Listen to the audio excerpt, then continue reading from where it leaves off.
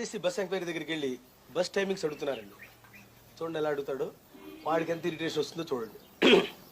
నమస్కారం అండి, ఇప్పుడు మేము అత్తిలి వెళ్ళాలండి, బస్సు ఎప్పుడు ఉందండి? అత్తిలి వెళ్ళాలంటే బస్సు 6:30కి ఒకటి ఉందండి, 6:30కి ఉందండి. తర్వాత ఎప్పుడు ఉందండి? తర్వాత అంటే 7:30కి ఒకటి ఉందండి, 8 గంటలకు ఒకటి ఉందండి. అసలు ఫస్ట్ బస్ ఎప్పుడండి?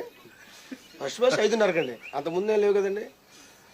ఫస్ట్ బస్ అడిగా మళ్ళీ అంత ముందు అంటామంటే అర్థం అక్కడ మాట్లాడతాం.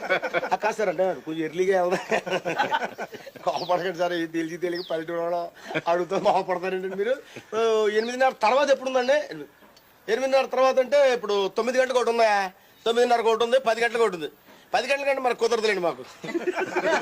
10 గంటల కంటే మార్నింగ్ షోకి వెళ్దామని గొడవ పెట్టేస్తారండి బాబు. అంటే మంచి సినిమా కదండి చూసుకుని వెళ్దామని. ఆ తర్వాత ఎప్పుడు ఉంది? 11 గంటలకు ఒకటి ఉంది, 11:30కి ఒకటి ఉంది, 12 గంటలకు పోయా కన్సూమర్ రోడ్ ఉంది.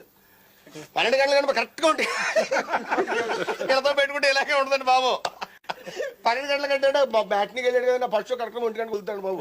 కోపడకండి, ఆ సీరియస్ చూస్తారంటే కోపం వస్తుందండి మీకు. కోపం రాకుండా ఉంటుందంట ఇదే మరి. నలుగురితో కలిసి వెళ్తాను, ఎవరి కాడ వెళ్తే గొడవ ఉండదు మరి. ఇన్సార్లు అడుగుతా, మనకే చెప్పడం ఆరి పని ఏంటి, మంచి అడుగు. తర్వాత ఎప్పుడు ఉందండి? తర్వాత 1 గంటకు ఒకటి ఉంది, 2 గంటలకు ఒకటి ఉందా, 2:30కు ఒకటి ఉంది. చూసా కోపం అవుతుంది, కోపం రాదా? అర్థం లేకుండా మన ఏదో పెద్దానికి కడుతుంటే అదే ఉంటుంది మరి. 2:30 గంటే మన నరసింహమూర్తి గంట అత్తోరింటికి వెళ్ళాడు, అన్నీ పెళ్ళి అయిందండి. కుర్రోడు కదా ఏంటండి, 2:30కి ఏమొస్తాయండి, సాయంత్రం వచ్చేస్తాండి. 6కి ఎప్పుడు ఉందండి? ఇప్పుడు సాయంత్రం 6:30కు ఒకటి ఉంది, 7 గంటలకు ఒకటి ఉంది, 7:30కు ఉంది.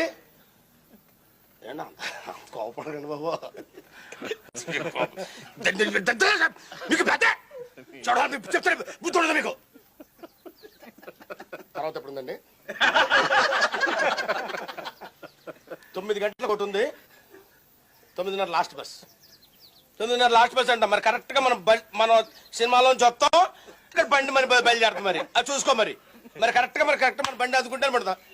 తర్వాత ఇంకేం లేవు కదండి. లాస్ట్ బస్ చెప్పారు కదా, పొద్దున 6 గంటలకు చెప్పాను, 6:30కి చెప్పాను, 7 గంటలకు చెప్పాను. ఏమన్నా బుద్ధి